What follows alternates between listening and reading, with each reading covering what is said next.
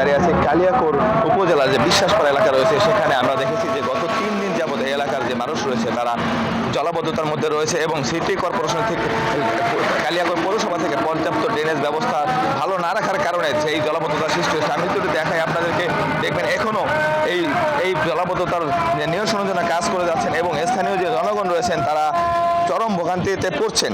এছাড়া এই যে পানিবন্দী থাকার কারণে তাদের দৈনন্দিন যে কাজগুলো রয়েছে সে থেকে তারা ব্যাহত হচ্ছেন এবং অফিসমুখী যারা রয়েছেন এবং যারা স্কুলের ছাত্রছাত্রী রয়েছেন তারা ঠিকমতো স্কুলে যেতে পারছেন না এবং যে সকল দোকানপাট রয়েছে এবং ব্যবসা প্রতিষ্ঠান রয়েছে সেখানেও কিন্তু খুবই দুর্ভোগ পোহাতে হচ্ছে তাদের এবং দোকানপাট বাধ্য হয়ে তাদের বন্ধ করে রাখতে হচ্ছে।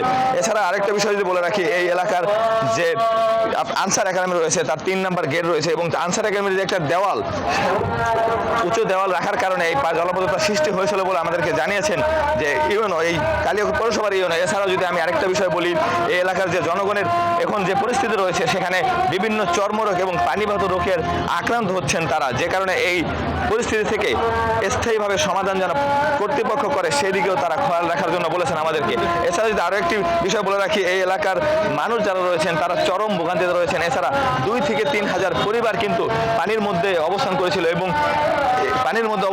এছাড়া আমি যদি বলি যে এই জলাবদ্ধতা থেকে স্থায়ী একটা সমাধান চাচ্ছেন এই এলাকার স্থায়ী বাসিন্দারা এবং পথচারীরা। এই ছিল কালিয়াকৈর পৌরসভার বিশ্বাসপাড়া থেকে আমার কাছে সর্বশেষ। জি, ধন্যবাদ আপনাকে।